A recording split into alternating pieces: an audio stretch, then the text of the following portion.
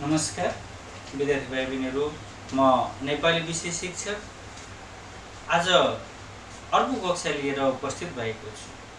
हामी आजको कक्षामा सधैँभन्दा अलिक केही फरक विषयवस्तुमा छलफल गर्नेछौँ। आजको कक्षामा छलफल सुरु गर्नुभन्दा पनि अगाडि मैले मेरो युट्युब च्यानल जोइन्ट विथ असलाई लाइक, सब्सक्राइब र सेयर गरिदिन बिर्सिनुहुने छैन भन्ने आग्रह पनि गरेको छु। साथै म अब ढिलो नगरिकन आजको कक्षाको विषयवस्तुतर्फ छलफल गर्न अगाडि लागेँ। आजको कक्षामा हामी विद्यार्थी भाइ बहिनीहरू छन्द शीर्षकमा छलफल गर्छौँ। आजको कक्षामा यो छन्द कवितामा हुन्छ।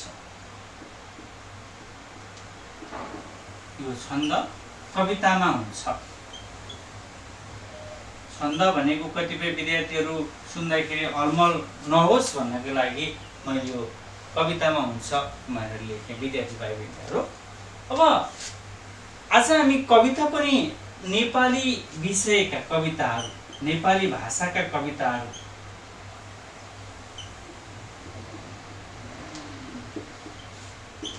नेपाली भाषाका कविता हैन कसरी लेखिन्छ। नेपाली भाषाका कविताभित्र छन्द भनेको के हो? मैले कवितामा हुन्छ भनेर लेखेको छु। छन्द हैन, कथामा, नाटक, निबन्धमा, उपन्यासमा हुँदैन यो हैन, मात्रै कवितामा हुन्छ। विशेष गरी हामी नेपाली भाषाका कक्षामा विभिन्न विषयवस्तु छलफल गर्ने क्रममा हुँदा नेपाली भाषाका कवितामा पाइने ती छन्दका विषयमा कुराकानी गर्छौँ। मैले छन्दमा प्रवेश गर्नुभन्दा पनि अगाडि भानुभक्त आचार्यको नाम जोड्न चाहन्छु। भानुभक्त आचार्य, जसलाई हामी आदि कवि भन्छौँ। नेपाली भाषा साहित्यका आदि कवि भन्छौँ। आदि भनेको शरीर आदि भएका कवि होइनन्। आदि भनेको सुरु, थालनी, सुरुका कवि, आदि कवि हैन। त्यस पछाडि आदि पछि मध्य हुन्छ, बिचका कवि, मध्य कवि, अनि त्यस पश्चात अन्त्यमा अहिले आधुनिक कवि हुन्छ, आधुनिक कवि हैन, अथवा अन्त्य पनि भनिन्छ। कतिपय कुराहरू अन्त्य हुन्छन्, सुरु हुन्छन्, आदि, मध्य हुन्छन्, विस्तार हुन्छन् र अन्त्य हुन्छन्। त्यसरी पनि हामी लिन सक्छौँ। भनेको अन्त्य कवि अथवा आधुनिक कवि भन्न सक्छौँ। विशेष गरी अन्त्य कवि भन्दा पनि आधुनिक कवि भनेर चिन्नुपर्ने हुन्छ। भानुभक्त आचार्यले नेपाली भाषाको विकासमा खेलेको भूमिका हामीमा जानकारी भएकै कुरा हो। उनले पृथ्वीनारायण शाहले भौगोलिक एकीकरण गरे भने भानुभक्त आचार्यले नेपाली भाषाका माध्यमबाट भाषिक एकीकरण गर्ने काम गरे। छरिएर रहेका विभिन्न भाषामध्ये नेपाली भाषालाई माध्यम भाषा बनाउने काम गरे। जीवनका हरेक व्यवहारहरूका सूचना, हरेक कुराहरू आदान प्रदान गर्ने माध्यम भाषाका रूपमा नेपाली भाषालाई स्थापना गर्ने काममा भानुभक्त आचार्यले भूमिका खेले। त्यसले गर्दा हामी नेपाली भाषाको विकासमा भानुभक्त आचार्यको योगदान सम्झना गर्दै प्रत्येक वर्ष असार 29 गते भानु जयन्तीको अवसरमा विभिन्न वक्तृत्व कार्यक्रम अथवा वाद विवाद कार्यक्रम अथवा हाजिरी जवाफ कार्यक्रम, नेपाल अधिराज्यभरि नेपाली भाषी हामी नेपाली मूलका साहित्य प्रेमी व्यक्तिहरू जसलाई भानुभक्त आचार्य को हुन् भन्ने कुरा स्पष्ट जानकारी छ, उनलाई गर्नुपर्ने सम्मान सम्झेर हामी त्यसरी कार्यक्रम गर्छौँ भानु जयन्तीका अवसरमा। उनले भन्नाले भानुभक्त आचार्यले सबैभन्दा पहिलो पटक नेपाली भाषामा कविता लेख्ने काम गरे। सबैभन्दा सुरुमा कविता लेख्ने काम गरे। त्यसले गर्दाखेरि उनलाई आदि कवि भन्छौँ, सुरुका नेपाली भाषाका कवि त्यसरी भन्छौँ हामी। यस पछाडि मोतीराम भट्ट आए। नेपाली भाषा साहित्यमा मोतीराम भट्ट देखिए। मोतीराम भट्टलाई हामी युवा कवि भन्छौँ।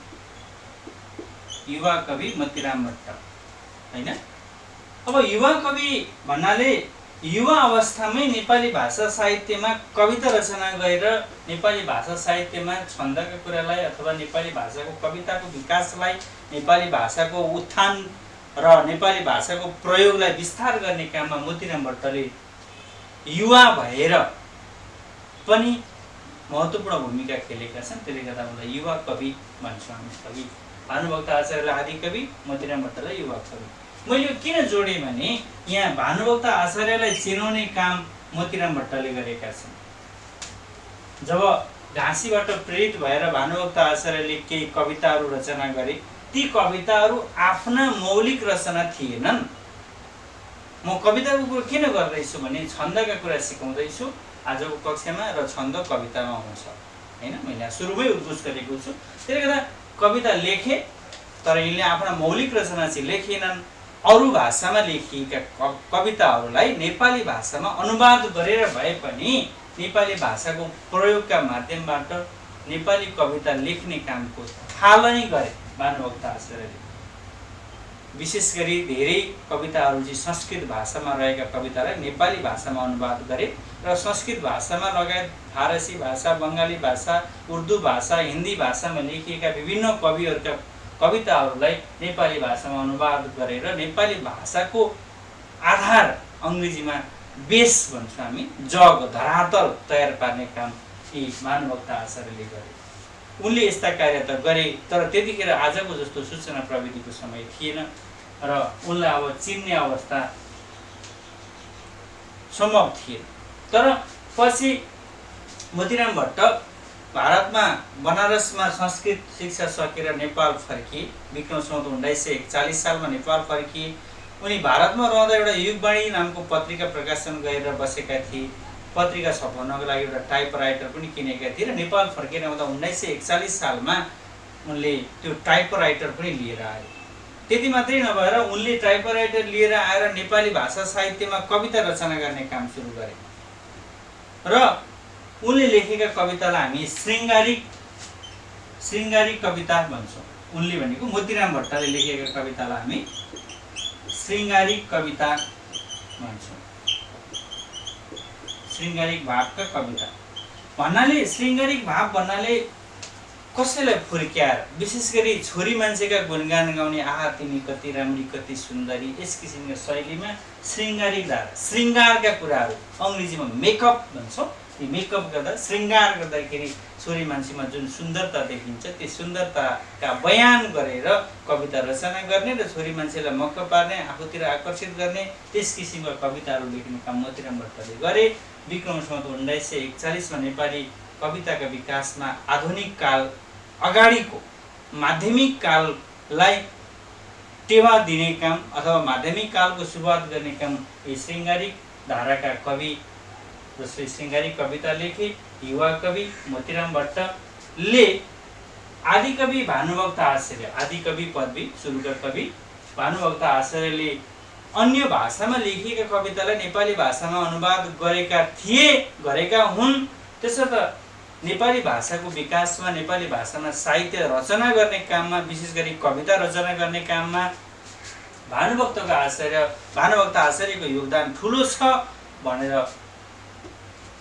भानुभक्त आचार्य जीवन चरित्र शीर्षकको एउटा समालोचना लेख्ने काम मोतीराम भट्टले गरे र त्यसलाई छपाउने काम पनि गरे, जसका माध्यमले, मोतीराम भट्टका माध्यमले भानुभक्त आचार्य आज हामी माझ चिनिन्छन्। उनले नेपाली भाषा साहित्यमा विशेष गरी कविता विधाको सुरुवात गर्ने व्यक्तिको श्रेय पाए, जसलाई हामी आदिकवि भन्छौँ। यसरी नेपाली भाषाका कविताहरू आएका छन्। अब कविता लेख्ने तरिकामा हामी यहाँ छलफल गर्दैछौँ। आजको कक्षामा छन्द विषय हाम्रो रहेको छ। यसभित्र अब कविता लेख्ने तरिका, प्रचलनहरू फरक समयमा फरक रहेका छन् विद्यार्थीहरू। अब ती कविताहरूमा पनि हामी दुईटा लय भेट्टाउँछौँ, दुईटा छन्दका प्रकृतिहरू भेट्टाउँछौँ। ती दुईटा प्रकृतिका छन्दमा हामी सुरुमा गद्य लय भन्छौँ, गद्य लय वा छन्द भन्छौँ। अनि दोस्रोमा छ पद्य लय वा छन्द, पद्य लय वा छन्द। गद्य भनेको के हो, पद्य भनेको के हो कवितामा? अब हैन, हामी आजको कक्षामा छन्दका विषयमा, गद्य पद्य आदि धेरै कुराका विषयमा आधारभूत ज्ञान मात्रै प्राप्त गर्छौँ विद्यार्थीहरू। हामी यसभित्र गहिरो अध्ययन गर्न लाग्यौँ भने हामीलाई एकैपटक ती सबै कुराहरू बुझ्न गाह्रो हुन्छ। त्यसले गर्दा सुरुमा हामी कोट्याउँछौँ, कुखुराले चारो खोतले जस्तो सुरुमा खोतल्छौँ, यसभित्र छिर्ने प्रयास गर्छौँ आजको कक्षामा र आधारभूत ज्ञान प्राप्त गरे पश्चात हामी हाम्रा इच्छा अनुसारका कविताहरू रचना गर्ने, रचित कविताहरूलाई खोज्ने, कसले लेख्यो, किन लेख्यो, त्यसभित्रको भाव खोज्ने अनि त्यसतर्फ हामी गहिरो अध्ययनतर्फ लाग्नेछौँ। विशेष गरी विद्यालय तहका अथवा विश्वविद्यालय तहका विद्यार्थीहरूले कविता लेख्दा अथवा कविता पढ्दा ख्याल गर्नुपर्ने कुरा छन्द भन्ने हुन्छ। छन्दभित्र गद्य र पद्य दुईटा लय अथवा गद्य छन्द र पद्य छन्द दुईटा छन्दका प्रकारहरू रहन्छन् हैन। यसभित्र रहेर कविता लेख्ने अथवा कविता वाचन गर्ने काम गर्नुपर्दछ। सुरुमा हामी गद्य छन्द अथवा गद्य लयमा छलफल गरौँ। गद्य लय भनेको चाहिँ यसमा हामीले त्यस्तो धेरै गहिरो अध्ययन गर्नु पर्दैन। हामीलाई लागेका विषयवस्तु गीतको भाकामा कुनै एउटा लय बनाएर लय अनुसार लेखियो भने कविता बन्दछ। जस्तै उदाहरणका लागि हामी मनोमञ्जिल नेपाली भाषा साहित्यका एकजना वरिष्ठ सर्जकको नाम लिन सक्छौँ। उहाँले के लेख्नु भएको छ भने मेरो एउटा शत्रु छ शीर्षकको कविता म उहाँले लेखेको कविताका 2 हरफ सुनाउन चाहन्छु। मेरो एउटा शत्रु छ, ऊ मलाई फोहोर जत्तिकै घृणा गर्छ, तर म उसलाई फूल जत्तिकै मन पराउँछु। फेरि दोहोऱ्याएँ मैले, मेरो एउटा शत्रु छ, ऊ मलाई फोहोर जत्तिकै घृणा गर्छ, तर म उसलाई फूल जस्तै मन पराउँछु। यसरी गद्य लयमा ती व्यक्तित्व मनोमञ्जिलद्वारा रचित मेरो एउटा शत्रु छ शीर्षकको कविता हो र यी दुईटा हरफहरू त्यो कविताका हरफहरू हुन्। अनि मनोमञ्जिलले लेखेका अरू पनि कविताहरू छन्, गद्य लयका कविताहरू, पद्य पनि हुन सक्छन् मनोमञ्जिलका कविताहरू, तर जहाँसम्म मलाई लाग्छ गद्य कविता नै उहाँले लेख्नु भएको छ। जे भए पनि म गद्य लय र पद्य लयका कुरा सिकाउँदैछु। गद्य लय लेख्ने व्यक्तिका रूपमा हामी गद्य कविता अथवा गद्य छन्दको सुरुवात गर्ने व्यक्तिका रूपमा हामी गद्य कवि जसलाई हामी आधुनिक कवि पनि भन्छौँ। गद्य कवि, आधुनिक कवि, यो गद्यमा कविता लेख्ने चलन आधुनिक कालमा सुरुवात भएको हो। विक्रम सम्वत 1990-91 को आसपासबाट यो आधुनिक कविता लेख्ने कामको सुरुवात भएको हो। लक्ष्मीप्रसाद देवकोटाले पूर्णिमाको जलधी शीर्षकको कविता छपाएर नेपाली कवितालाई आधुनिक काल प्रदान गरे। त्योभन्दा अगाडि कवि शिरोमणि लेखनाथ पौडेलले कविता लेख्थे। कवि शिरोमणि पौडेलभन्दा अगाडि मोतीराम भट्टले कविता लेख्थे। मोतीराम भट्टभन्दा अगाडि भानुभक्त आचार्यले कविता लेख्थे हैन। यसरी आधुनिक कालमा गद्य कविता भनेको त्यसरी कवितालाई गीतको भाकामा नै लेख्नुपर्छ, कुनै एउटा निश्चित नियमभित्र रहेर बाँधिएर नै लेख्नुपर्छ भन्ने त्यो नियमलाई तोडेर कविता लेख्ने कामको सुरुवात भयो आधुनिक समयमा, आधुनिक कालमा। त्यसले गर्दा त्यस्ता कवितालाई गद्य कविता भन्छौँ हामी। र गद्य कवि भनेर हामी गद्य कवि भनेर हामी गोपाल प्रसाद रिमाललाई चिन्छौँ हैन, जसलाई हामी आधुनिक कवि पनि भन्छौँ, गद्य कवि पनि भन्छौँ गोपाल प्रसाद रिमाललाई। त्यसैगरी महान कवि भनेर महाकविको पदवी लक्ष्मीप्रसाद देवकोटाले प्राप्त गरेका छन्। कवि शिरोमणि भनेर लेखनाथ पौडेलले प्राप्त गरेका छन्। राष्ट्रकविको पदवी माधव प्रसाद घिमिरेले प्राप्त गरेका छन्। युग कवि भनेर सिद्धिचरण श्रेष्ठले प्राप्त गरेका छन्। युवा कविको कुरो मैले अघि गरिसकेको छु, आदि कविको कुरो अघि गरिसकेको छु हैन। कवि व्यक्तित्वलाई विभिन्न उपाधिद्वारा सम्मान गर्ने काम राष्ट्रले गरेको छ। त्यस्ता कुराहरूका आधारमा हामी ती कुरालाई विश्लेषण गर्न सक्छौँ। मैले गद्य कविताको कुरो गर्दै थिएँ, मनोमञ्जिललाई जोडेँ। मनोमञ्जिल पछाडि गद्य कवि भनेर हामी गोपाल प्रसाद रिमाललाई चिन्छौँ भने, अनि उनलाई आधुनिक कवि पनि भन्छौँ भने, उनलाई भन्नाले गोपाल प्रसाद रिमाललाई आधुनिक कवि पनि भन्छौँ भने, अनि मैले अरू कुरो थप के पनि जोड्न सक्छु भने कवितालाई गीत बनाउन सकिन्छ हैन। कवितालाई के बनाउन सकिन्छ? गीत बनाउन सकिन्छ। गीतमा गति, यति, लय हुन्छ। गीतमा गति, यति, लय हुन्छ। त्यसले गर्दा यसलाई हामी कवितालाई, यसलाई भन्नाले कवितालाई गीतको भाकामा लेख्छौँ अनि पढ्न पनि गीतको भाकामै पढ्छौँ हैन। भन्नाले गीतको भाका कवितामा हुन्छ, गद्य कविता होस् या पद्य कविता होस्। पद्यको विषयमा म प्रवेश गरेको छैन, गद्य कविता छलफल गर्दैछौँ। कवितामा गीतको भाका हुन्छ भन्नाले कवितालाई गीत बनाउन सकिन्छ। जस्तै एउटा दुईटा उदाहरण म सुनाउँछु विद्यार्थीलाई बहिनीहरू। जस्तै हामी के लिन सक्छौँ भने कवि शिरोमणि लेखनाथ पौडेलले पिञ्जडाको सुगार शीर्षक एउटा कविता लेखेका छन् र त्यो कवितामा के भनिएको छ भने बालक बबुरु दिजसुक नामा छु म आज परेको पिञ्जडामा मेरा पाण्डव बाबु र आमा। यस किसिमले त्यो पिञ्जडाको सुगा भन्ने कविता रचना गरिएको छ र यो कवितालाई पपगीत बनाएर गाइने अथवा गाइएको छ, पपगीत बनाइएको छ। भन्नाले कवितालाई गीत बनाउन सकिन्छ। त्यसैगरी यो कवि सिद्धिचरण श्रेष्ठले लेखेको ओखलढुङ्गा शीर्षकको कवितालाई मेरो प्यारो ओखलढुङ्गा भनेर गीत बनाइएको छ। त्यसैगरी हामी अर्का कवि लिन सक्छौँ गोपाल प्रसाद रिमाल। उनले लेखेको कविता छ गोपाल प्रसाद रिमालले लेखेको रातो र चन्द्र सूर्य भन्ने जङ्गी निशान हाम्रो भन्ने कविता छ। रातो र चन्द्र सूर्य जङ्गी निशान हाम्रो, यो पनि गीत बनाइएको छ। अहिले हाम्रो राष्ट्रिय गान रहेको छ हैन, सयौं थुङ्गा फुलका हामी एउटै माला नेपाली। व्याकुल माइला अथवा प्रदीप कुमार राईले लेखेको यो कविता हो है। यो राष्ट्रिय गान कविता हो र कवितालाई त्यसरी सयौं थुङ्गा फुलका हामी एउटै माला नेपाली भनेर गीत बनाइएको छ। राष्ट्रिय गीत, स्वदेश गान, नेसनल एन्थेम भन्छौँ अङ्ग्रेजीमा। त्यसरी हेर्दा गति, यति र लय गीतको भाकामा कविता रचना गरिन्छन्।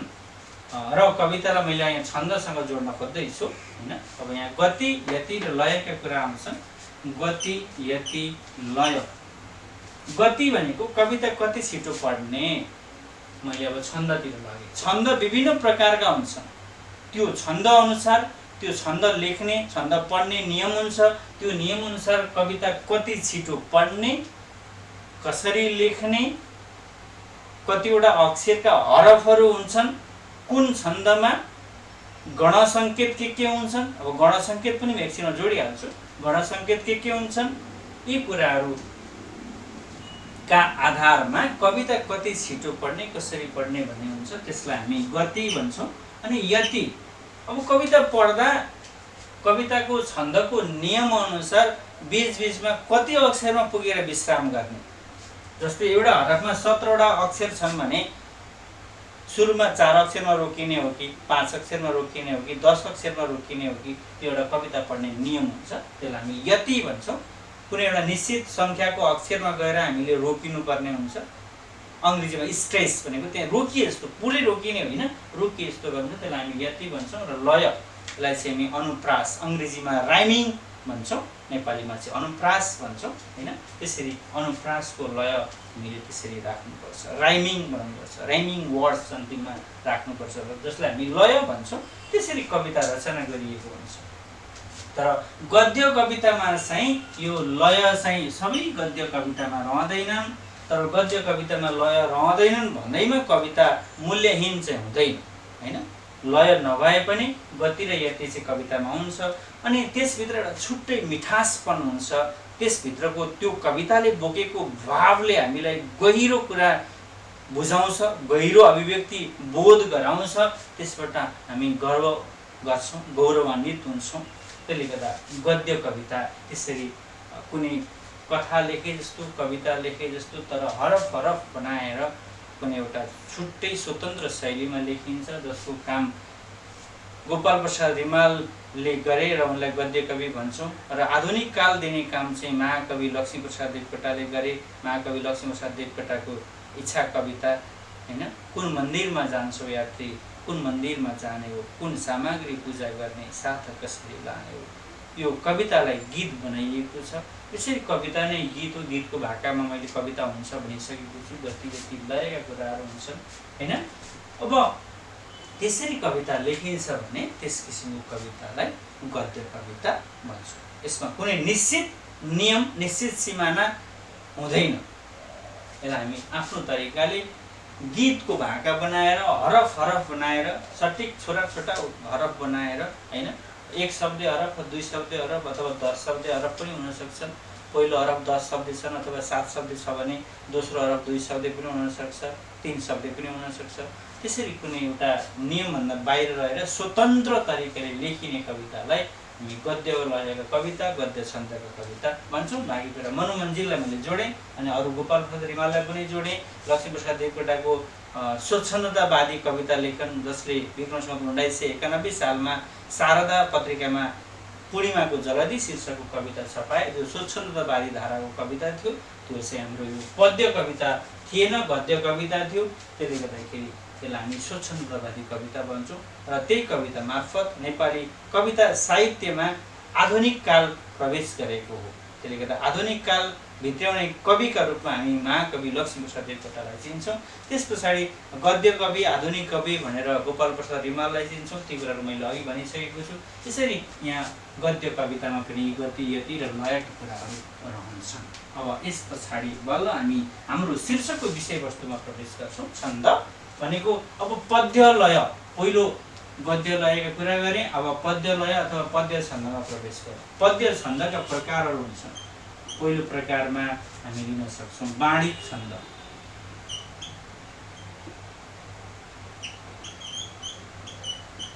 वाणिक छन्द। दोस्रो हुन्छ यसमा मात्रिक छन्द।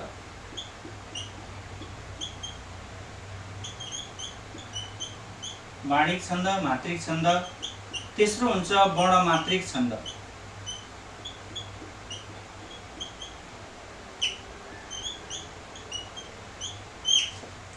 अर्को चौथो हुन्छ शास्त्रीय छन्द।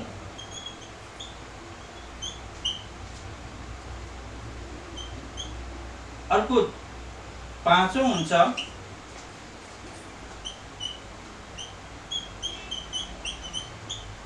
झ्याउरे छन्द। यी कुराहरूलाई हामी पद्य लय अथवा पद्य छन्द भित्र जोड्न सक्छौँ विद्यार्थी भाइ बहिनीहरू। अब वाणिक छन्द भनेको के हो, मात्रिक छन्द के हो, वर्णमात्रिक के हो, शास्त्रीय छन्द के हो, झ्याउरे लय के हो, झ्याउरे छन्द के हो, मैले छोटकरीमा व्याख्या गर्छु। किनभने मैले अघि सुरुमा के भनेको छु नि, यी भित्रका कुराहरूलाई हामीले गहिरो अध्ययन गर्न खोज्यौँ भने हामी अल्मलिन्छौँ, हराउँछौँ। एकै दिनमा यो कुरा सम्भव हुँदैन। कम्तीमा पनि वर्ष दिन लगाइयो भने केही धेरथोर कुराहरू, कविताका छन्दका कुराहरू गहिरो अध्ययन गर्न सकिन्छ। यी आधारहरू तयार हुन्छन्। तर सुरुमा हामी कुखुराले चारो यसरी खोस्रे जस्तो हैन, यो खोस्रिने काम, विषयवस्तु कोट्याउने काम आजको कक्षामा गर्छौँ, जसलाई हामी कवितामा छन्द अथवा कविता रचना गर्ने काम, कविता पढ्ने काममा छन्द भनेर जोड्छौँ, जसले हाम्रो कवितासँग सम्बन्धित आधारभूत ज्ञानलाई प्रष्ट पार्ने उद्देश्य राखेको हुन्छ विद्यार्थी भाइ बहिनीहरू। त्यसका आधारमा वाणिक छन्द भनेको वर्ण, वर्ण भनेको अक्षर हैन, वर्णका आधारमा हैन, पहिलो हरफमा कतिवटा वर्ण राख्ने, दोस्रो हरफमा कतिवटा वर्ण राख्ने, तेस्रो हरफमा कतिवटा वर्ण राख्ने, त्यसका आधारमा वाणिक छन्द हुन्छ। अब दोस्रोमा मात्रिक छन्द हैन, जस्तै मात्रिक छन्द कस्तो हुन्छ भने मात्रा, आकार, इकार, उकारका कुराहरू हुन्छन् यसमा चाहिँ। भनेको पहिलो हरफमा पहिलो अक्षरमा आकार छ भने दोस्रो हरफको पहिलो अक्षरमा पनि आकार हुनुपर्छ। अब त्यसै गरी पहिलो हरफको दोस्रो अक्षरमा दीर्घ इकार छ भने दोस्रो हरफको दोस्रो अक्षरमा पनि दीर्घ इकार नै हुनुपर्छ। भनेको मात्रा, ह्रस्व दीर्घका आधारमा पहिलो शब्दमा पहिलो हरफमा ह्रस्व छ भने दोस्रो शब्दमा पनि त्यस्तै हुनुपर्छ। दोस्रो शब्दमा पहिलो हरफमा दीर्घ उकार छ भने दोस्रो हरफको दोस्रो अक्षरमा पनि दीर्घ उकारै हुनुपर्छ। त्यसैले मात्राका आधारमा कविता लेखिन्छ भने त्यसलाई हामी मात्रिक छन्द भन्छौँ हैन। मात्राका आधारमा हैन, मात्राका आधारमा कविता लेखिन्छ। त्यसैगरी वर्णमात्रिक छन्द भनेको चाहिँ यसमा चाहिँ वर्ण पनि हेरिन्छ अनि मात्रा पनि हेरिन्छ। भन्नाले अक्षर संख्या पहिलो हरफमा जति छन् दोस्रो हरफमा पनि त्यति नै हुनुपर्छ। अनि त्यसैगरी मात्राको कुरा मैले अघि गरेको थिएँ, पहिलो हरफमा पहिलो अक्षरमा आकार, इकार, उकार जे लागेको छ दोस्रो हरफको पहिलो अक्षरमा पनि त्यही हुनुपर्छ। अनि त्यसैगरी पहिलो हरफमा दोस्रो अक्षरमा जस्तो आकार, इकार, उकार लागेको छ दोस्रो हरफको दोस्रो अक्षरमा त्यही आकार, इकार, उकार हुनुपर्छ। त्यसरी वर्ण पनि अनि मात्रा पनि दुईटै मिलाएर लेखिएको कविता, लेखिने कविता, पढ्नुपर्ने कविता वर्णमात्री छन्दका कविता हुन्छन्। अब शास्त्रीय छन्दका कविता हुन्छन्, त्यस पछाडि अरू झ्याउरे लयका कविता हुन्छन्। अब मैले शास्त्रीय छन्दतर्फ लगे विद्यार्थी भाइ बहिनीहरू। शास्त्रीय छन्द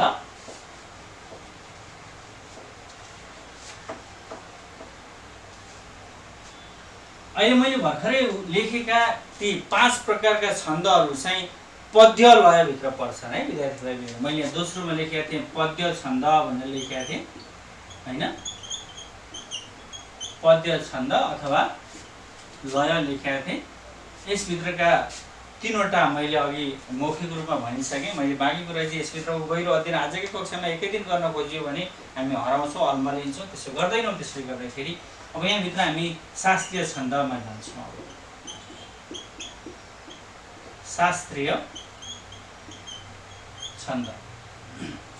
शास्त्रीय छन्द भनेको कविता लेख्ने एउटा कुनै खास नियम हुन्छ। यो नियमको सुरुवात गर्ने काम कवि शिरोमणि लेखनाथ पौडेलले विक्रम सम्वत 1972 बाट सुरु गरे। विक्रम सम्वत 1972 मा कवि शिरोमणि लेखनाथ पौडेलले ऋतु विचार भन्ने कविता लेखे हैन, खण्डकाव्य पनि लेखे, कविता पनि लेखे। त्यस पछाडि शास्त्रीय छन्दको सुरुवात भयो। माध्यमिक कालको कुरा, मोतीराम भट्टले माध्यमिक काल सुरु गरे र माध्यमिक कालको पहिलो खण्ड मोतीराम भट्टले श्रृङ्गारिक कविता रचना गरे। अघि मैले भने अनुसारको कविता, छोरी मान्छेलाई विशेष गरी फुर्क्याउने, आहा तिमी कति राम्रै भनेर फुरुक पार्ने, आफूतिर आकर्षित गर्ने त्यस किसिमको कविता श्रृङ्गारिक, श्रृङ्गार अङ्ग्रेजीमा मेकअप भन्छौँ, श्रृङ्गारसँग सम्बन्धित विषयवस्तुलाई जोडेर कविता लेखिन्थ्यो र मोतीराम भट्टले त्यो काम गरेका थिए। र उनले 1941 देखि 1972 सम्म त्यो काम गरे र 1972 मा जब कवि शिरोमणि लेखनाथ पौडेलले कविता लेख्न सुरु गरे, त्यस पश्चात नेपाली भाषा साहित्य भित्र कविता विधामा शास्त्रीय छन्दले प्रवेश पायो है। यसरी शास्त्रीय छन्दको कुरा आयो। शास्त्रीय छन्दमा कविता रचना गर्दाखेरि एउटा छुट्टै नियम हुन्छ विद्यार्थी भाइहरु। मैले मेटेँ, यहाँ अलिकति लेख्दाखेरि नआट्ने अवस्था हुन्छ, त्यो त मैले थोरै मेटेर मैले माथिदेखि लेख्छु। अब यो शास्त्रीय छन्दमा कविता रचना गर्दा, कविता पढ्दा एउटा छुट्टै नियम हुन्छ। त्यसको नियम पत्ता लगाउने एउटा सूत्र हुन्छ। मैले सूत्र लेख्दैछु। य मा ता रा ज भा न स ल गा। य मा ता रा ज भा न स ल गा, यो चाहिँ सूत्र हो विद्यार्थी भाइ बहिनीहरू। शास्त्रीय छन्दमा अथवा पद्य कविताहरू रचना गर्दाखेरि ख्याल गर्नुपर्ने सूत्र हैन। अब यहाँ पद्य कवितामा मैले यी कुराहरू सूत्र भनेर लेखेँ। कसरी सूत्र हुन् म यहाँ छुट्याउँदै जान्छु। पहिला 3वटा अक्षरहरू य मा ता, 3वटा अक्षरहरू यहाँ मैले लेखेँ। य मा ता लेखेँ। अब त्यस पछाडि फेरि दोस्रो अक्षरबाट 3वटा अक्षरहरू के हुन्छ? मा ता रा हुन्छ। फेरि तेस्रो अक्षरबाट 3वटा अक्षरहरू के हुन्छ? ता रा ज हुन्छ।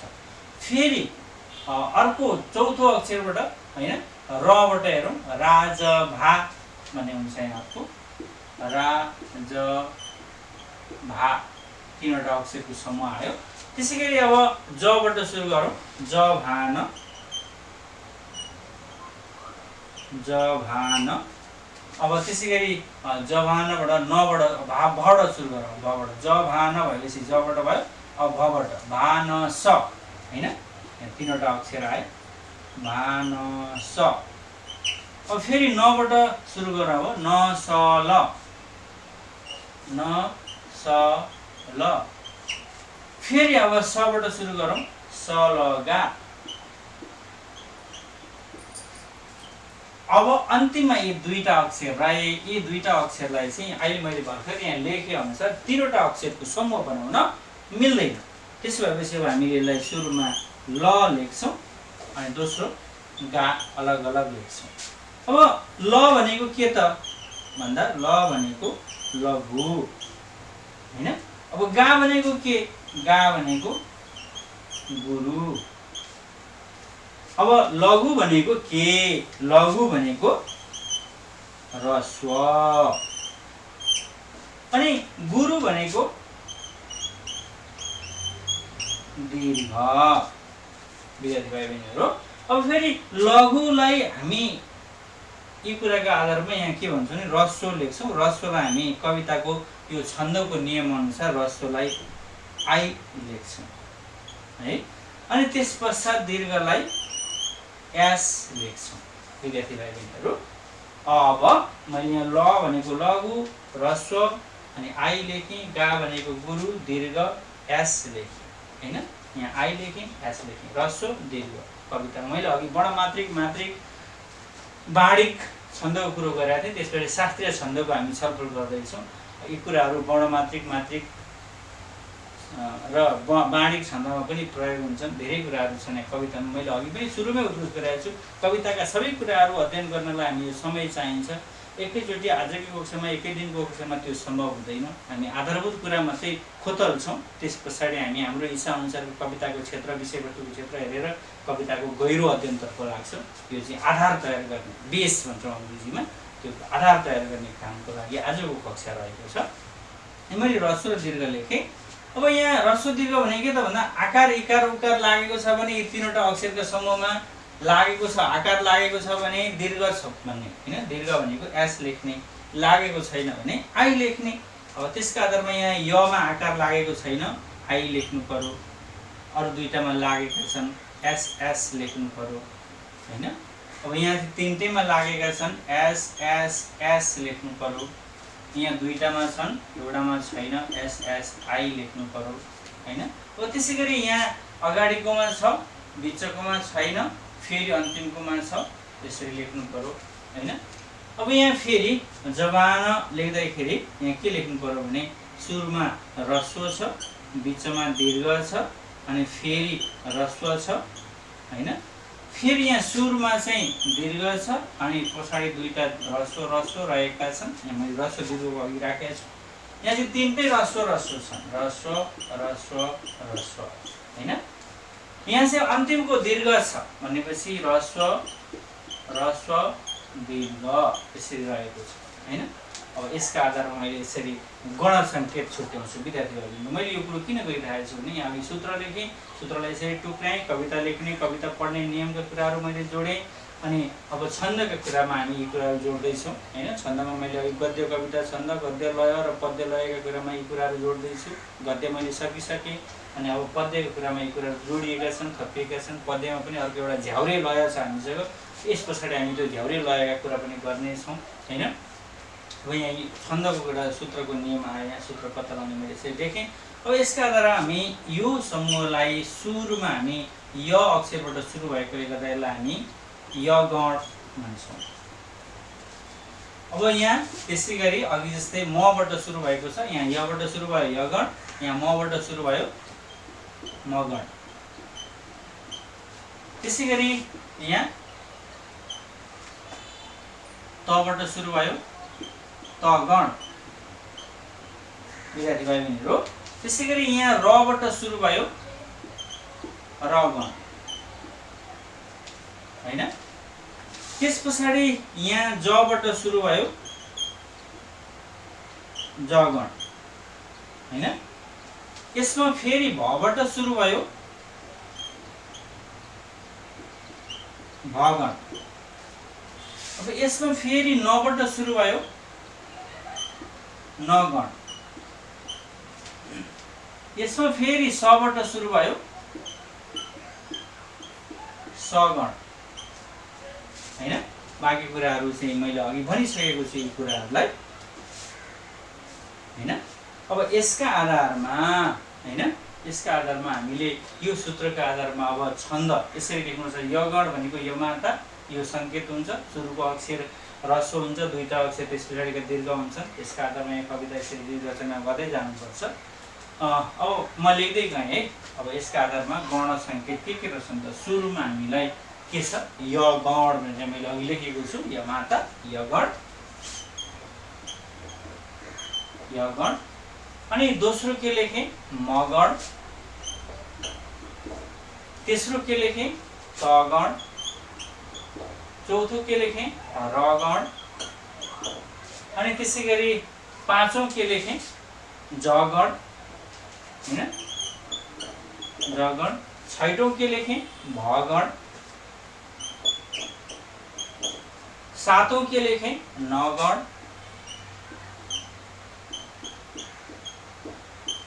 अनि आठौं के लेखेँ सगण, अनि त्यस पछाडि लघु ल लेखेँ लघु, ल भनेको लघु अथवा यसलाई ह्रस्व पनि भन्छौँ हामी, अनि अर्को गा, गा भनेको गुरु दीर्घ हुन्छ हैन। यी कुराहरू अब हामीले यसका आधारमा एउटा गण, दुईटा, तीनटा, चारवटा, पाँचवटा, छवटा, सातवटा, आठवटा गण भए नेपाली भाषाको कविता रचना गर्दाखेरि यी आठवटा गणको प्रयोग गर्नुपर्ने हुन्छ विद्यार्थी भाइ बहिनीहरू। आठवटा गण, अनि यी दुईटा चाहिँ लघु र गुरु, ह्रस्व र दीर्घ लेख्ने कुराहरू मैले यहाँ अघि स्पष्ट पारिसकेको छु। यसका आधारमा हामीले कविता लेख्ने, कविता पढ्ने काम गर्नुपर्दछ।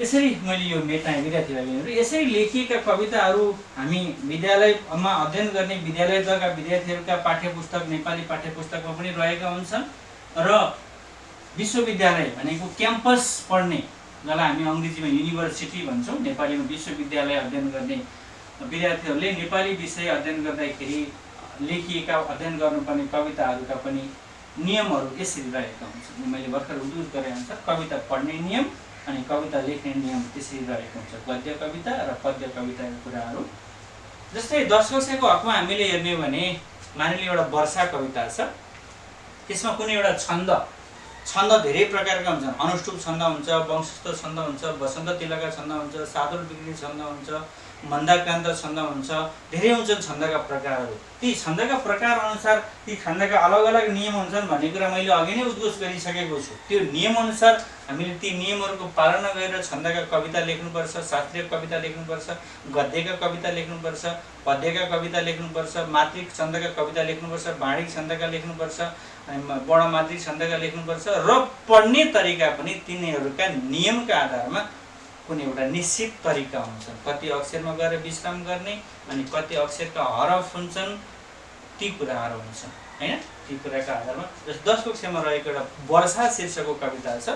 विशेष गरी 10 कक्षामा हामीसँग 3वटा कविता छ। एउटा सन्तुष्टि शीर्षकको कविता छ, भरतराज पन्तले लेखेको कविता, कवि भरतराज पन्त। दोस्रो कविता छ वर्षा कविता। त्यसै तेस्रो कविता छ म सडक बोल्दैछु कविता। म सडक बोल्दैछु कविता पारिजातले लेखेकी हुन्, विष्णुकुमारी वाइबा। त्यसै गरी वर्षा शीर्षकको कविता लक्ष्मीप्रसाद देवकोटाले लेखेका हुन् हैन। यसरी 3वटा कविता 10 कक्षाको किताबको 3वटा कविता मध्ये म एउटा कविता वाचन गर्छु जो लक्ष्मीप्रसाद देवकोटाले लेखेका छन्। अहिले मैले भर्खरै सिकाए अनुसार शास्त्रीय छन्दमा लेखिएको कविता छ हैन। अब त्यस विषयमा शास्त्रीय छन्दका कुरा कुन छन्दमा लेखिएको छ, कति अक्षर हुन्छन्, कुन कुन गणहरू हुन्छन्, भर्खरै मैले यहाँ गणहरू चिनाएको छु हैन। यमा ताराज भाङ सलगा भन्ने सूत्र लेखेर गणहरू चिनाएको छु। ती कुन कुन गण सङ्केतहरू त्यो लक्ष्मीप्रसाद देवकोटाले लेखेको वर्षा शीर्षकको कवितामा प्रयोग भएका छन्, त्यसका आधारमा ती गणका आधारमा त्यो कविता कुन छन्दको हो भन्ने कुरा हामी पहिले आउँछौँ। अर्को यस पछाडिको अर्को कक्षामा हामी वर्षा शीर्षकको कवितामा कुनै दिन पाठमा क्रमशः छलफल गर्दै जाँदाखेरि विद्यार्थीहरूलाई सिकाउने क्रममा त्यस विषयमा हामी विस्तृत छलफल गर्नेछौँ। बाँकी कुरा मैले वर्षा कविताको एउटा लय 2-4 हरफ मैले गाउँछु कविता हैन, कविता गाउँछु, बाँकी कुराहरू मैले भनिसकेको छु। जस्तै आइन् वर्षा हरर चढी वायु पंखी विमान, पाङ्रा घरसी शिखर गरजी थर्कियो आसमान। यी 2टा हरफ वर्षा शीर्षकको कवितामा समावेश यी 2टा हरफ यहाँ कहाँनेरि विश्राम गर्ने, कहाँनेरि पुरा गर्ने, मैले अघि गति यति र लयको कुरो गरेको थिएँ केही समय अगाडि, आजको कक्षामै गरेको कुरा हो, सिकाएको कुरा। गति यति र लयका आधारमा कहाँनेरि विश्राम गर्ने, कति छिटो पढ्ने, कति ढिलो पढ्ने, त्यसको भाका के हो, ती कुराहरू। जस्तै फेरि दोहोऱ्याउँछु मैले यही कवितालाई। आइन् वर्षा हैन, आदि अक्षर गनिँदैन है छन्दमा, आदि अक्षर गनिँदैन, खुट्टो काटेको अक्षर आदि अक्षर गनिँदैन। छन्द मिलाउनको लागि कोही ठाउँमा ह्रस्व लेख्ने ठाउँलाई दीर्घ लेखिन्छ, कोही ठाउँमा पुरा अक्षर लेख्नुपर्ने ठाउँलाई छन्द मिलाउनको लागि आदि अक्षर लेखिन्छ अथवा खुट्टो काटिन्छ, ती कुराहरू छन्। अब यहाँ चाहिँ वर्षा कविताको हरफ मैले 2टा हरफ फेरि एक हरफ फेरि दोहोऱ्याउँछु। आइन् वर्षा हरर चढी वायु पंखी विमान पाङ्रा घरसी शिखर गरजी थर्कियो आसमान। पहिलो 4 अक्षरमा रोकिनुपर्छ विद्यार्थी भाइ बहिनीहरू है। हेरौँ है त। आइन वर्षा, आइन भन्दाखेरि नको खुट्टो काटेको हुन्छ, त्यहाँ लेख्दाखेरि कवितामा हामीले हेर्न सक्छौँ पाठ्य पुस्तकमा। भनेपछि खुट्टो काटेपछि गनिँदैन, त्यसलाई अक्षर सङ्ख्या गनिँदैन, मैले अहिले भर्खरै भनेको छु। आइन वर्षा 4 अक्षर भयो, 4 अक्षरमा रोकिनु पर्यो। हरर चढी, फेरि 6 अक्षर थप्नु पर्यो। हरर चढी जरा 6 अक्षर थप्यो, अगाडिका 4वटा अक्षर अनि फेरि 6वटा अक्षर हैन। आइन वर्षा हरर चढी, त्यहाँ पुग्यो। वायु पंखी विमान, वायु पंखी विमान 10 र 7 ले 17 अक्षर भयो। 17 अक्षरको हरफ रहेको वर्षा शीर्षकको कविता छ। प्रत्येक हरफमा हामी अक्षर सङ्ख्या गनौँ हैन। प्रत्येक हरफमा 17 वटा अक्षर छन्। आधी अक्षर र खुट्टो काटेको अक्षर गनिँदैन, मैले भनिसकेको छु हैन। दोस्रो हरफमा पनि त्यही छ। पहिलो हरफ आइन वर्षा हरर चढी वायु पंखी विमान। यहाँ जसरी लय राखिएको छ दोस्रो हरफ तेस्रो हरफ प्रत्येक हरफमा त्यसरी नै राखिएको हुन्छ।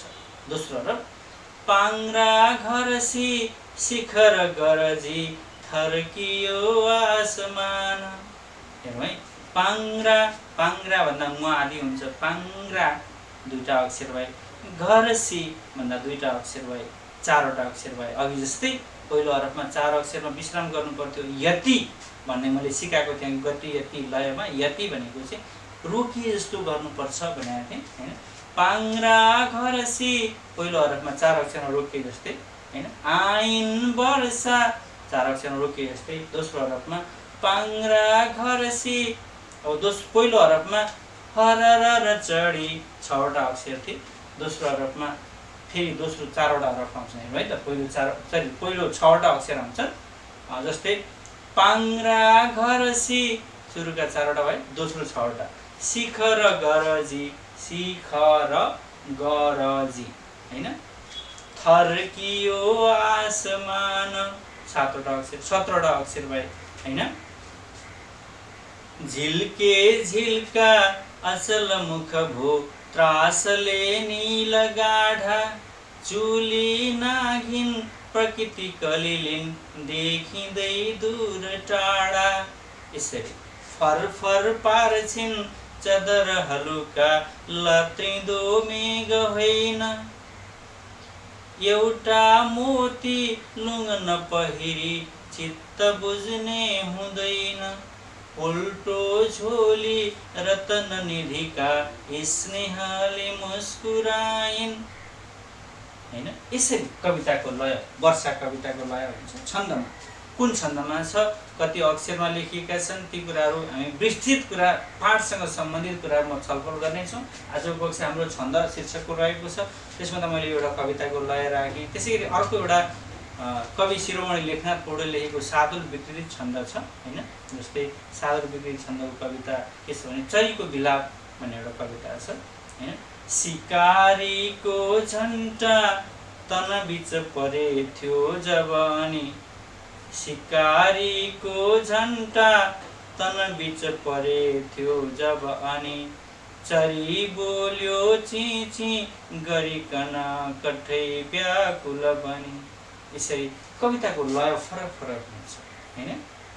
त्यसका आधारमा हामीले कविता रचना गर्ने, कविता वाचन गर्ने गर्नुपर्दछ विद्यार्थी भाइ बहिनीहरू। अब यस पछाडि हामी अर्को 5औं प्रकार थियो हाम्रो अघि पद्य छन्द अथवा पद्य लयभित्र रहेको 5औं छन्द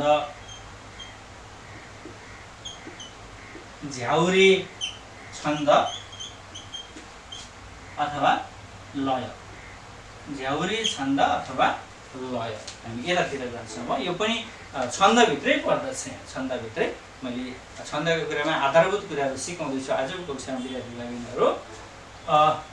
अब झ्याउरे लय फरक कविले झ्याउरे लयलाई अक्षर सङ्ख्या पढ्ने तरिका फरक फरक अवस्थामा व्यक्त गर्छ। जस्तै हामी एउटा तामाङ सेलो तामाङ सेलो भनेको पनि तामाङ जातिले उनीहरूको संस्कृति परम्परा अनुसार गाउने कविताको एउटा भाका हो। त्यो सेलो छन्द, त्यो पनि झ्याउरे छन्द अथवा झ्याउरे लयभित्रै पर्छ, सेलो सवाई हैन। जस्तै के भन्छौँ भने उहिले बाजेका पालामा मोहर गन्थे डालामा, अहिले हाम्रो पालामा मकै छैन डालामा भन्ने झ्याउरे लयको त्यो तामाङ सेलो एउटा फरक अवस्थामा झ्याउरे लयलाई प्रस्तुत गरिएको छ। यो मैले भर्खरै भनेको तामाङ सेलोको कवितामा उहिले बाजेका पालामा मोहर गन्थे डालामा, अहिले हाम्रो पालामा मकै छैन डालामा, झ्याउरे लय हो तर तामाङ सेलो हो हैन, फरक अवस्था छ। अब झ्याउरे लयको सुरुवात गर्ने काम चाहिँ लक्ष्मीप्रसाद देवकोटाले गरेका हुन्। नेपाली कवितामा झ्याउरे कविता, झ्याउरे छन्दका कविता, झ्याउरे लयका कविता रचना गर्ने कामको श्रेय सुरुवात गर्ने काम लक्ष्मीप्रसाद देवकोटाले गरेका हुन्। जस्तै उनले एउटा मुनामदन लेखे,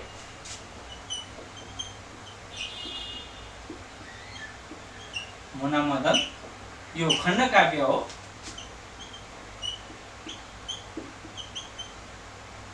कविताको काव्यात्मक शैली यसमा व्यक्त गरिएको छ भनेको यो कवितामा झ्याउरे लयको प्रयोग गरिएको छ। विद्यार्थी भाइ बहिनीहरू, झ्याउरे लय हैन, मुनामदन खण्डकाव्य लक्ष्मीप्रसाद देवकोटाले लेखे र त्यसपछि झ्याउरे लयको सुरुवात लक्ष्मीप्रसाद देवकोटाले गरेका हुन्, मैले भर्खरै भनेको छु। अब झ्याउरे लयका कविता अरू कविहरूले पनि लेखेका छन्। जस्तै मैले अघि तामाङ सेलो पनि एउटा झ्याउरे लयको कविता हो भनेर सुनाइसकेको छु विद्यार्थी भाइ बहिनीहरूलाई। यस्ता कविताहरू झ्याउरे लयका अरू धेरै हुन्छन् हैन। जस्तै अर्को कविता के हुन सक्छ भने हुँदैन बिहान मिरमिरे तारा, झरेर नगए बन्दैन मुलुक, दुई चार सपुत मरेर नगए हैन। यो कविता पनि झ्याउरे लयमा रचना गरिएको छ। अथवा यस्ता कुराहरू धेरै छन्। झ्याउरे लयका नियमहरू आफ्ना आफ्ना बेग्लै छन्। कवि अनुसार उनीहरूले लेखेका झ्याउरे लयका झ्याउरे छन्दका कविताका हरफहरूमा यति नै अक्षर हुनुपर्छ भन्ने छैन। कुनै झ्याउरे लयका कवितामा पहिलो हरफ अथवा एक हरफमा 17 अक्षर पनि हुन्छन्, कुनैमा 19 अक्षर पनि हुन्छन्, कुनैमा 11 अक्षर पनि हुन्छन्, कुनैमा 16 अक्षर पनि हुन्छन्, कुनैमा 14 अक्षर पनि हुन्छन्। कवि अनुसार कवितामा झ्याउरे लयका कवितामा कतिवटा अक्षर योजना गर्ने भनेर कविले तयारी गरेका हुन्छन्, त्यसअनुसार कविता रचना गरिएका हुन्छन्। र झ्याउरे लयको सुरुवात चाहिँ लक्ष्मीप्रसाद देवकोटाले गरेका हुन्। मुनामदनको कुरो मैले जोडेँ। जस्तै मैले के लेख्ने भने मानिस ठुलो, म लेख्दै गएँ थोरै कुराहरू, धेरै छैन। अब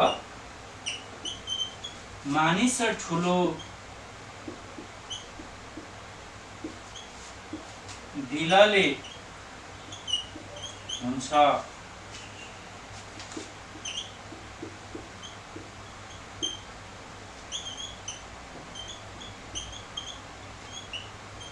जातले हुँदैन,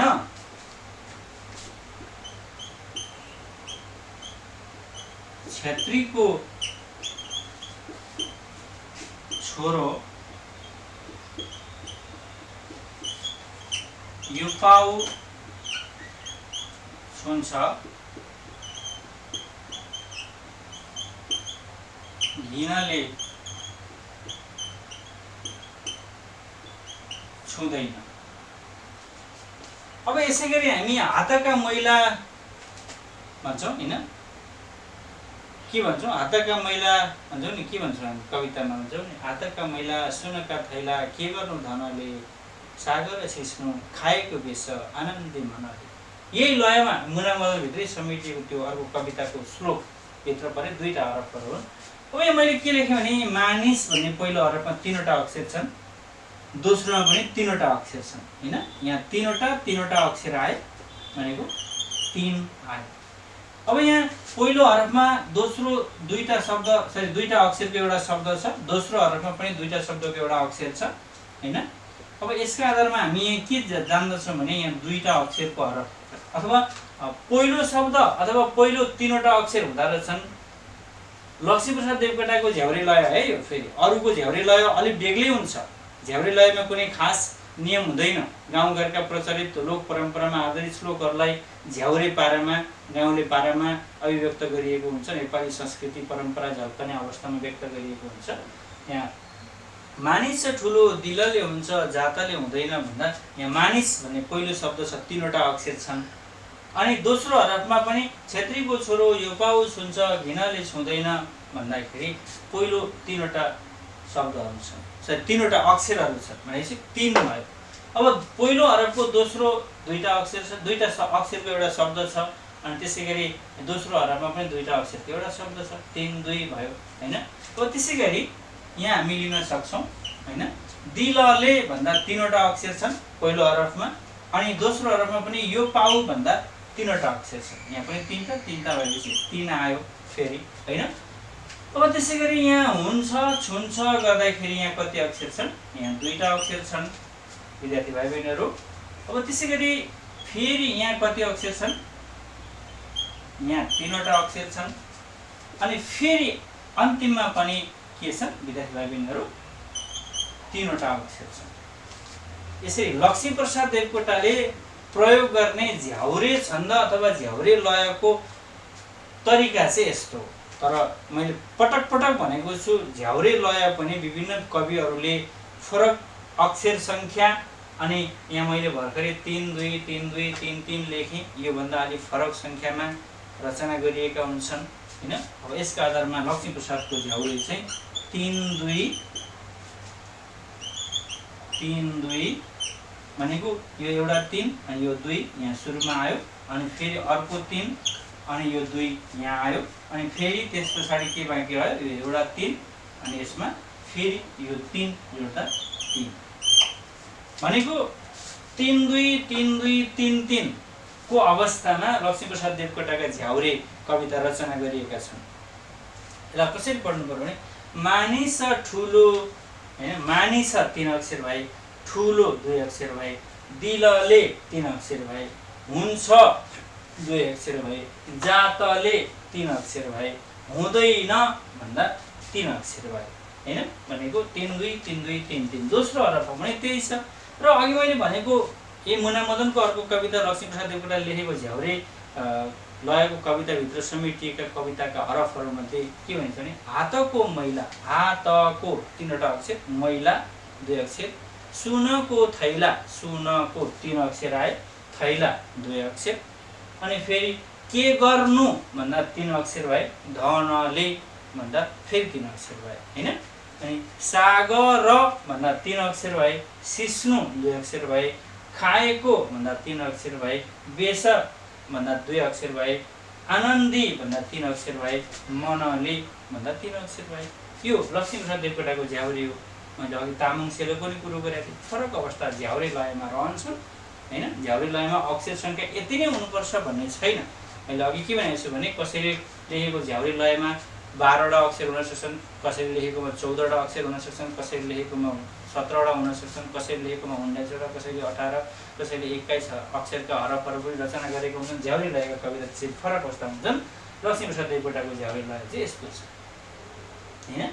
3 2 3 2 3 3 भनेको 3 अक्षर 2 अक्षर, 3 अक्षर 2 अक्षर, 3 अक्षर 2 अक्षर। यो हेरौँ हामीले, मानिस ठुलो दिलले हुन्छ जातले हुँदैन, छेत्रीको छोरो यो पाउस हुन्छ घिनाले छुँदैन, हातका मैला सोनका थैला के गर्नु धनले, सागर सिस्नु खाएको बेस आनन्दी मनले। यसरी छन्दका विषयमा मैले आजको कक्षामा विद्यार्थी भाइ बहिनीहरूलाई विशेष गरी कविता रचना गर्ने काम र कविता वाचन गर्ने काम, कविता रचना र कविता वाचन गर्ने दुईटा कामका लागि आधारभूत ज्ञान भनेको छन्दलाई मैले यसो खोतल्ने काम मात्रै गरेँ। यसभित्रका गहिरा कुराहरू अरू धेरै छन्, बाँकी कुराहरू मैले भनिसकेको छु विद्यार्थी भाइ बहिनीहरूलाई। र ती कुरालाई हामी कविता शीर्षक अन्तर्गत कविता विधामा रहेका हाम्रा पाठ्यपुस्तकमा रहेका नेपाली भाषा नेपाली विषयको पाठ्यपुस्तकभित्र समेटिएका कविता विधाका कविता शीर्षकका पाठहरू र ती कविता लेख्ने कविका जीवनीसँग सम्बन्धित विभिन्न विषयवस्तुमा छलफल गर्ने क्रममा थप कुराहरू, छन्दका प्रकारहरू मैले उल्लेख गरेको छैन हैन। अब छन्द विभिन्न हुन्छन्, बाणिक छन्द, मातृक छन्द अन्तर्गत, शास्त्रीय छन्द अन्तर्गत पनि भित्र अनुष्टुप छन्द, मन्दाक्रान्त छन्द, वंशस्थ छन्द, वसन्त तिलका छन्द, सादर विपरीत छन्द धेरै हुन्छन् त्यहाँभित्र। ती कुराहरूको मैले उल्लेख गरेको छैन। मैले के भनेको छु त्यस विषयमा भने हामी कुनै पनि पाठ छलफल गर्छौँ। पाठ छलफल गर्दा अघि मैले यहाँ गण सङ्केत लेखेको थिएँ, हेमा तारज भानु सलगा भन्ने सूत्रका आधारमा ती गणहरू मैले छुट्याएर लेखेको थिएँ। त्यसका आधारमा कहाँ ह्रस्व कहाँ दीर्घ, दीर्घ कस्तो ह्रस्व कस्तो ती कुराहरू यहाँ बुझाएको थिएँ। त्यसका आधारमा हामी पाठ छलफल गर्दा कुन कविता कुन छन्दमा अथवा कसरी कतिवटा अक्षरमा बडा मात्रिक मात्रिक मात्रिक बाणिक अथवा शास्त्रीय अथवा झ्याउरे कुन लयमा छ ती कुराहरू हामी विस्तृत कुराहरू पाठहरू अनुसार क्रमशः छलफल गर्दै जान्छौँ। कक्षा 10 को दोस्रो पाठ हामीसँग सन्तुष्टि शीर्षकको कविता रहेको छ। त्यसमा पनि एउटा छुट्टै लय जहाँसम्म लाग्छ अनुष्टुप छन्दको प्रयोग गरिएको छ। अब अनुष्टुप छन्द भनेको के हो, कति अक्षरको हुन्छ अनि कति अक्षर, प्रत्येक हरफमा कतिवटा अक्षर हुन्छन्, कुन अक्षरमा रोकिने अथवा त्यसमा ह्रस्व दीर्घ आकार इकार उकार कुराहरू के हुन्छन्, ती कुराहरू हामी त्यही कवितामा छलफल गर्ने क्रममा सिक्नेछौँ। र अर्को कविता वर्षा शीर्षकको कविता रहेको छ, त्यहाँ पनि त्यसरी नै छलफल गर्छौँ। अर्को कविता छ हाम्रो म सडक बोल्दैछु कविता, त्यसमा पनि त्यसै अनुसार त्यसको नियम के छ त्यहाँ पहिचान गर्नेछौँ। ती कुरालाई हामी बिस्तारै बिस्तारै खोतल्दै जानेछौँ र आजको कक्षामा छन्दका विषयमा सिकेका विषयवस्तुहरूलाई गहिरो रूपमा बुझ्ने प्रयास गर्नेछौँ। एकैचोटि जाँदा हामीले समस्या हुन्छ, बुझ्न गाह्रो हुन्छ, त्यो अवस्था नहोस् भन्नको लागि ती कुरालाई मैले क्रमबद्धता राखेर आजको कक्षालाई यहीँ पुरा गर्दै अर्को कक्षामा फेरि अर्को विषयवस्तु लिएर अर्को पाठसँग सम्बन्धित अर्को विषय क्षेत्रसँग सम्बन्धित विषयवस्तु लिएर उपस्थित हुने बाचासहित अन्त्यमा फेरि पनि मेरो युट्युब च्यानल जोइन्ट विथ असलाई लाइक सब्सक्राइब र सेयर गर्न बिर्सिनु हुने छैन भन्ने आग्रहसहित म आजको कक्षाबाट विद्यार्थी भाइ बहिनीहरू अर्को कक्षामा पुनः भेट्ने बाचासहित बिदा हुन चाहन्छु। धन्यवाद।